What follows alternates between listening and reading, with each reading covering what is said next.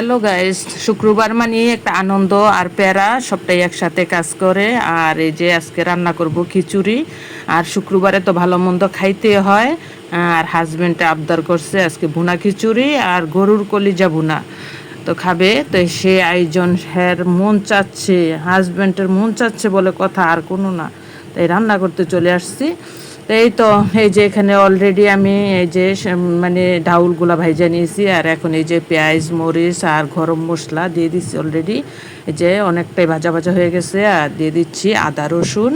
তো এই যে আদা রসুনটা একটু বেশি হয়ে গেছে, তার জন্য একটুখানি উঠাই নিলাম। আর এখন দিয়ে দিচ্ছি জিরা বাটা। তো আমার কলিজার ভাই বোনেরা, আপনারা সবাই কীরকম আছেন? আশা করি অনেক অনেক ভালো আছেন। আমি আপনাদের বোনও অনেক ভালো আছি। তো এই তো মশলাটা অনেক সুন্দর করে কিন্তু ভাজা ভাজা করে নিছি। আর এখন দিয়ে দিচ্ছি এই যে স্বাদ মতো লবণ আর হলুদ, আর এসে ধন্যা দিয়ে দিলাম, আর দিয়ে দিচ্ছি মরিচের ফাঁকি।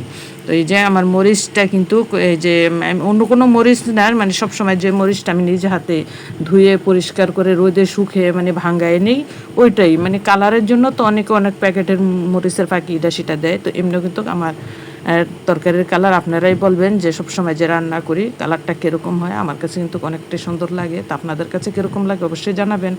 তার এখানে এই যে মুগের ডাল, মাসকেলের ডাল দুইটা একসাথে বাইজে নিছি, আর মসুরির ডাল এগুলো একসাথে ধুয়ে আমি আগের থেকেই রেখে দিছি। আর এই যে পোলার চাউলটা আমি আগেই ভিজায় রাখছিলাম অনেকক্ষণ, তারপরে ধুয়ে জরা দিয়ে ধুইছি। এই যে আর মনে করেন যে আগের থেকে পোলাও রান্না করেন আর যেটাই করেন, মানে আগের থেকে একটু চাউলটা ভিজাই থুইলে মানে একদম ঝরঝরা হয়, সুন্দর হয়। ভাত হোক আর খিচুড়ি হোক, যাই হোক। তো এই তো এখন আমি একটু ভালো সুন্দর করে ভাজা ভাজা করে নিব চাউল ডাউল সব একসাথে, কারণ ভুনা খিচুড়ি বলে কথা।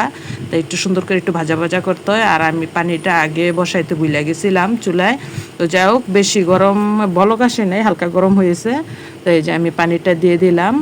আর এখন পানিটা দিয়ে এখন দেখবেন কি সুন্দর একদম ঝরঝরা ভাত হবে। আর এই যে আমি ভুলে গেছিলাম যে আমার হাজব্যান্ডের প্রিয় জিনিস রসুন, সেটা তো দেওয়া লাগবেই।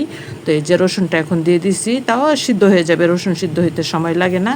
আর এই দেখছেন ভাতটা কিন্তু এখনই অনেকটা সুন্দর আছে, আর একটু সময় হয়ে যাবে। তো কে কে এই বৃষ্টি, এত বৃষ্টি হচ্ছে 2 দিন 3 দিন পর, একদম বৃষ্টির তো কোনো ই নেই। এই বৃষ্টির মাঝে কে কে বোনা খিচুড়ি বা কে কী খাচ্ছেন অবশ্যই কমেন্টের মাঝে জানাবেন।